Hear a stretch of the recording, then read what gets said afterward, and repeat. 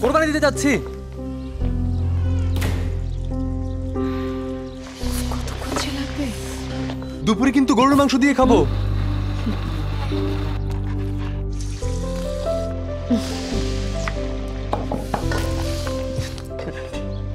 এখনো রান্না হয়নি? কি করো সারাদিন? এই তো হয়ে গেছে।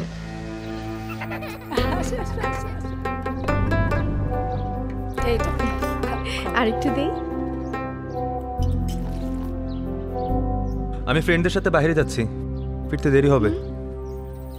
এখনই যাবে? ঈদের দিন ঘুরতে যাব না? সারাদিন কত কাজ করেছি। ঈদ কি তোর একার? কি বলো মা? বললাম ঈদটা কি তোর একার? নিতুর ঈদ নেই? না মানে তোর কাজ তো শেষ, ওর মাত্র শুরু।